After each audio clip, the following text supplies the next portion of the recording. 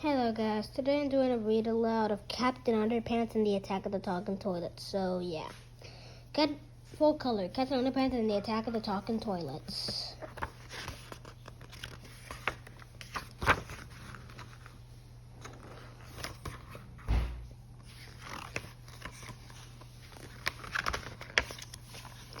Hello, before you read this book, there's some things you should know. So Harold and I have created this informative pamphlet to fill you in on the details. Please don't let this comic fall into the wrong hands. Once upon a time, there were two cool kids named George and Harold. We are cool. Me too. They made their own comics about a superhero named Captain Underpants. Tra-la-la. Everybody thought their comics were funny. Ha ha ha ha ha ha. Except for their mean old principal, Mr. Krupp. Blah, blah, blah. One time, Mr. Krupp was being mean to George and Harold. Blah, blah, blah. So they bought the 3D hypno ring. They hypnotized Mr. Krupp. I will obey. Then they turned him into Captain Underpants. But Mr. Krupp thought he really was Captain Underpants. He jumped out the window to fight crime. Uh-oh, tra-la-la. George and Harold tried to stop him, but they had to save the world first. Kaboom, bad guy.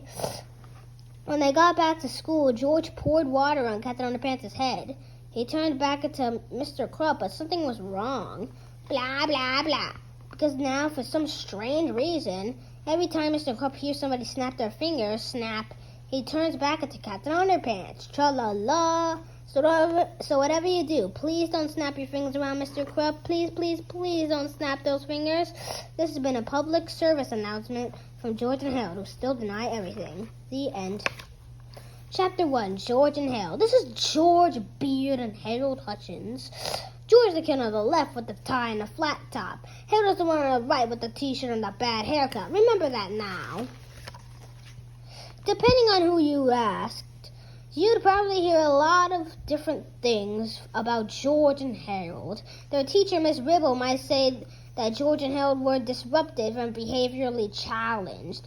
Their gym teacher, Mr. Meaner, might add that they were in serious need of a major attitude adjustment. Their principal, Mr. Krupp, would probably have a few more choice words to include like sneaky and criminally mischievous, and I'll get those boys if it's the last thing well, you get the idea. But if you ask their parents, they'd probably tell you that George and Harold were smart and sweet, and very good-hearted, even if they were a bit silly at times. I'd have to agree with their parents. But even so, their silliness did get them into a lot of trouble. Sometimes, in fact, it once got them into so much trouble, they accidentally almost destroyed the whole planet with an army of evil, vicious talking toilets. But before I can tell you that story, I have to tell you this story. Chapter 2, this story. One fine morning at Jerome Horrocks Elementary School, George and Harold had just gotten out of their 4th grade remedial gym class when they saw a big sign in the hallway. It was an announcement for the 2nd annual Invention Convention. George and Harold had fond memories of last year's Invention Convention, but this year's convention was a bit different. The first prize winner got to be principal for the day. Wow, said George. Whoever gets to be principal gets to make up all the rules for the whole day, and everybody in school has to follow those rules. We've got to win first prize this year, exclaimed Harold.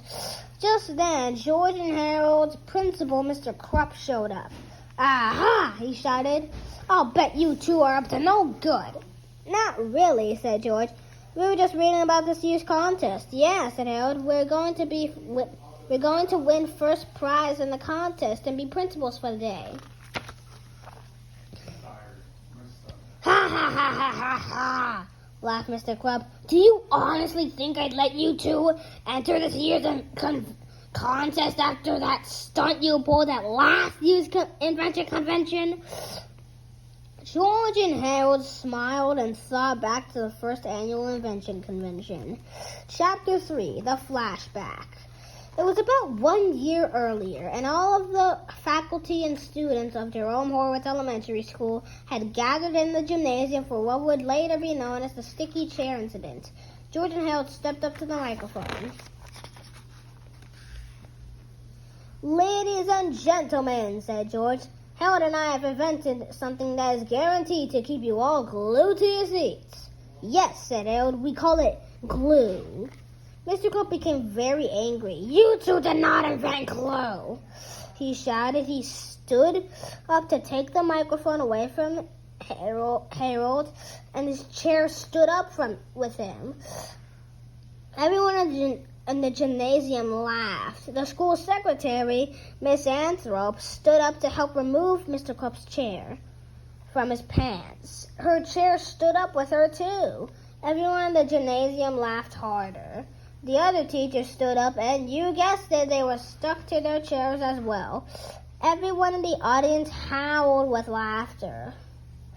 One kid stood up to go to the bathroom, and his chair came up with him also. The audience stopped laughing so hard, they all quickly checked their chairs, and suddenly the laughter stopped completely. Everyone in the whole school was glued to their seats. You see, while it was true that George and Harold had not invented glue, they had invented a new kind of glue by simply mixing rubber cement with concentrated orange juice mix. They had created a quick-drying body heat-activated glue. Then they applied the special glue to every seat in the gymnasium except theirs early that morning. Everybody in the gymnasium was glaring at George and Harold and seething with anger. I got a good idea," said George. "What?" asked Harold. "Run!" cried George. George and Harold were grinning from ear to ear, remembering their silly invention and the chaos that followed. "That was hilarious," laughed Harold. "Yeah," chuckled George.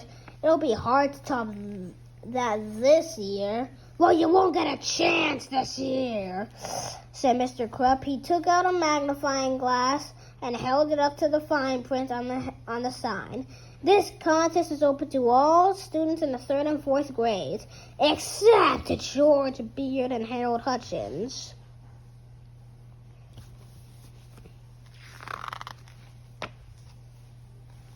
"You mean we can't enter the contest?" asked Harold.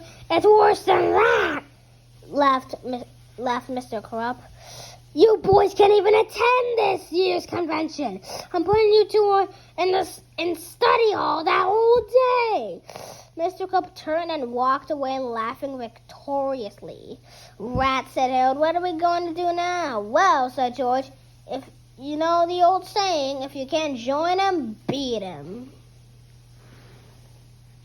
Chapter 4, The Invention. Early that evening, George and Harold sneaked back to school with their supplies. They crept into the gymnasium and peeked around. "I think somebody's still in here," whispered Harold. "Oh, it's just Melvin Sneedley," said George. Melvin was the school brainiac. He was busy putting some last-minute touches on his new invention for the contest.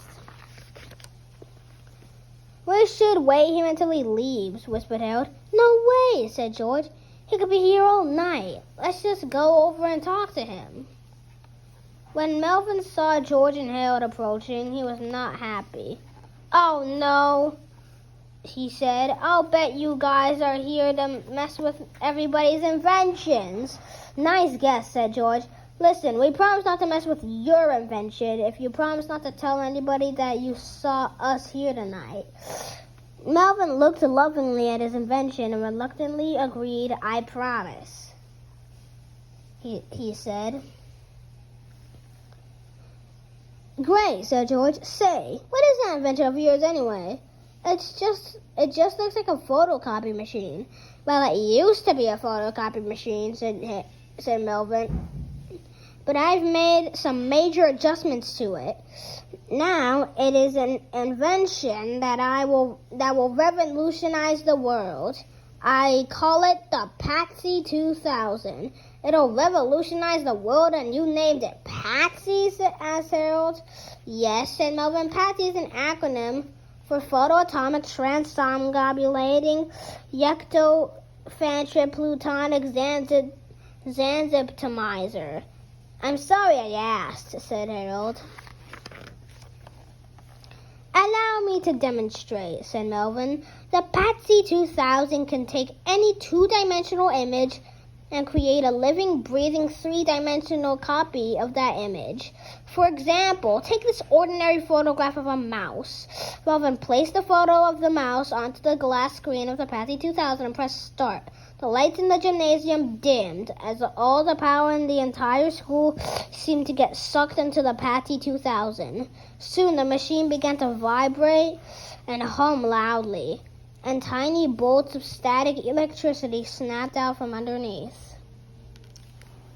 I hope that thing doesn't explode, said Harold. Oh, this is nothing, said Melvin. You should have seen how the Patsy 2000 reacted when I copied a poodle.